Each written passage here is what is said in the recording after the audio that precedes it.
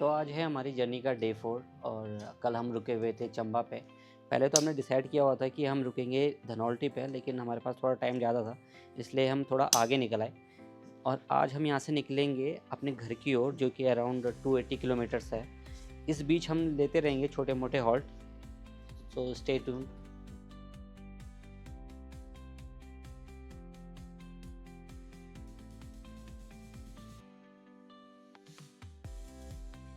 तो अब हम निकल रहे हैं अपने आगे के डेस्टिनेशन की ओर।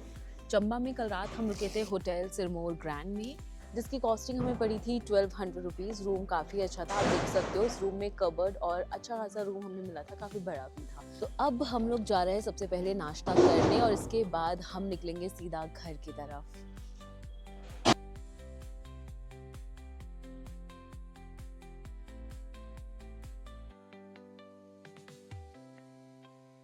भैया 210 रुपये हो गए। यार आपसे एक छोटी सी हेल्प चाहिए थी मुझे बनना है अमीर।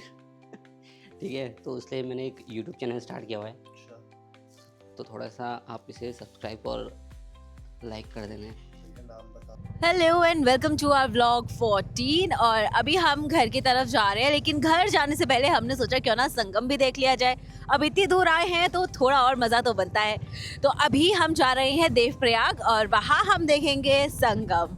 यह टिहरी डैम का वो हिस्सा जहाँ पर आप कोई भी वाटर एक्टिविटी कर सकते हैं। इसके प्राइजेस आप यहाँ देख सकते हैं, हमने ये सब कुछ शूट किया है। यह है एशियाज टॉलेस्ट डैम, पहाड़ों का power house Tehri dam, a wonder of India. एक तरफ गढ़वाल के शान पहाड़ है और दूसरी तरफ इंसान की बनाई हुई इंजीनियरिंग का कमाल। यहीं से आपको मिलती है रोशनी, बिजली और पानी, और इसके साथ जुड़ी है हजारों कहानियाँ। टिहरी डैम को देखकर एक बात समझ आती है, जब नेचर और टेक्नोलॉजी मिलते हैं तो नजारा हिस्ट्री बन जाता है। तो अभी हम लोग जा रहे हैं देवप्रयाग, जहाँ होता है भागीरथी और अलकनंदा नदी का संगम। फिलहाल हम जिस रास्ते पर चल रहे हैं, इसी के साथ साथ हमारे साथ भागीरथी नदी भी चल रही है, तो ये नजारा आप खुद अपनी आंखों से देखिए।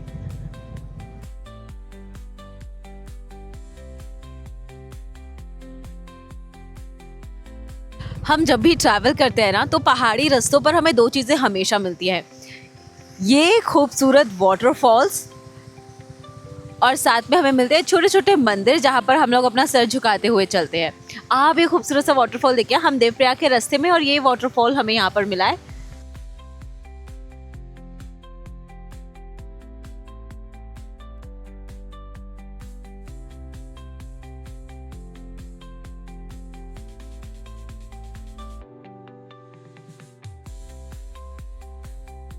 चंबा से निकलने के बाद हम सीधे पहुंचे थे देवप्रयाग, जहां होता है अलकनंदा और भागीरथी का संगम। छोटी छोटी संकरी गलियों से निकलते हुए सीढ़ियों के द्वारा हम पहुंचे थे संगम की ओर। यहाँ पहुंचने के बाद हमने सबसे पहले मछलियों और कबूतरों को थोड़ा सा खाना खिलाया। तो ये है देवप्रयाग, जहाँ अलकनंदा और भागीरथी मिलकर गंगा के रूप में जन्म लेती है। दो नदियाँ, एक पवित्र शक्ति।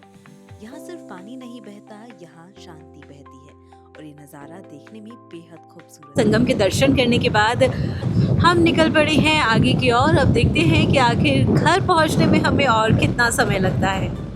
तो कल हमने पूरा लैंडौर घूमा था और लैंडौर में दो चर्च थे, कलौग मेमोरियल चर्च और एक वो चर्च जो चार दुकान के पास में था, लेकिन दोनों में से किसी चर्च में जाने का हमें मौका नहीं मिला।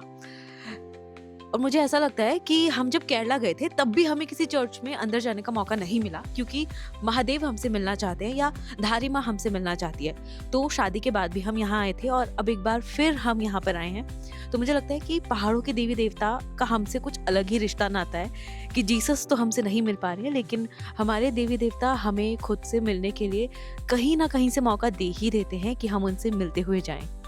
तो अभी बज गए हैं रात के लगभग 8 और हमें वैसे तो आज घर जाना था। ये है हमारी ट्रिप का डे 4, लेकिन हम अभी तक घर नहीं पहुँचे हैं। यहाँ रास्ते में हमें धारी देवी मंदिर मिल गया था, तो हमने माँ धारी के दर्शन किए बाहर से ही, क्योंकि गेट बंद हो चुका था। और अब हम जा रहे हैं रुद्रप्रयाग की ओर और आज का स्टे हम रुद्रप्रयाग करेंगे। तो रुद्रप्रयाग पहुँचने से पहले हमने की थोड़ी पेट पूजा और बस उसके बाद निकल पड़े अपने आगे के डेस्टिनेशन की ओर। एक बात और ये कि अगर आपको धारी देवी मंदिर के बारे में और भी कुछ जानना है, तो इससे पहले भी हमने एक वीडियो बनाकर डाली है, आप उसे देख सकते हैं। मिलते हैं अगले व्लॉग में।